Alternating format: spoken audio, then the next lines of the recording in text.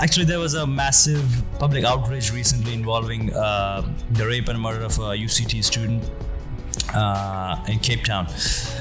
With rising rape and murder rates, as someone who's watching this and doesn't have the access to quality training, what is the least that they can do to take the responsibility for their own safety in their own hands? And could you highlight some of the steps that you are taking in the recent times right now to make it accessible to everyone? Cool. So what can people do? You know, it is very difficult, and it's actually funny. A lot of people, especially ladies, will say to me, where can I learn self-defense? But so people in Capetown, obviously, I'm going to say, come to our academy. Especially ladies, we teach the women, the Gracie Women Empowered program. Come to our academy. Other women, elsewhere in the country might say to me, where can I go and train and learn self-defense? And I always have a problem answering it because there aren't that many people that I actually regard as teaching good self-defense. And what I was talking about earlier about that whole approach to self-defense. And we had a lot of companies and a lot of people saying to us, I want to learn self-defense. A lot of women especially, I want to learn self-defense, but I really don't have the time. I've got kids and I work full time and I really don't have the time to go to classes. And I feel intimidated by the classes and I'm too unfit and so on and so on. So what we've done is we've now started to put together an app that ladies can teach or can learn self-defense. Now, don't get me wrong. We're not talking about teaching them hard skills.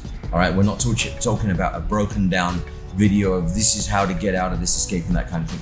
We're talking about being able to take the avoidance and awareness, knowledge and concepts that are generally what I would call the brain stuff of self-defense, and being able to put that in a way that people can very easily understand. The best example that I gave earlier on when we were talking was about what's called the Cooper's color code, right? What color code should you be in at what points in time during the day? And when I teach that to people, it can be very hard, I think, for people to, number one, understand what I mean by awareness. And sometimes I say to people, what is awareness? And they'll be like, and then I'll say, how do we be aware? What is being aware? And sometimes it's a bit difficult for people to truly understand. So as an example, with the color code, what we're doing is we're teaching the color code. This color code is this level of awareness. Color code white, unaware. Color code yellow, sort of generally aware, normal. Color code orange, specifically aware.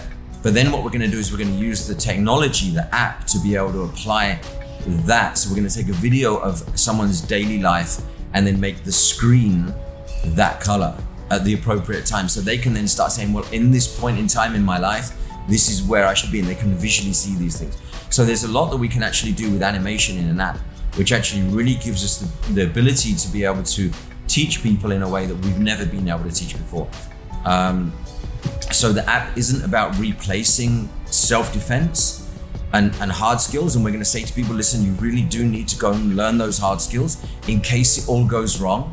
But it's an opportunity for women, especially women, but men as well, to be able to learn in their own time. I've got 5 minutes before I pick up the kids. Let me do this module right now. I've got 5 minutes while I'm in the bath. Let me work through this module now. And be able to repeat it often enough to be able to make it an ingrained habitual response. Awesome. We're gonna add a link to James's recent app in the video, which all of you can access from. It's available on Android and on the Apple Store, right? Yeah, it will be. It is focused at the moment. It's focused on South Africa, obviously. That's where the big focus is right now. But there's no reason why it can't be used. At the end of the day, self-defense or awareness is awareness. It doesn't matter what country you're in. So yes, it's going to be available, called Invisible Man Self-Defense.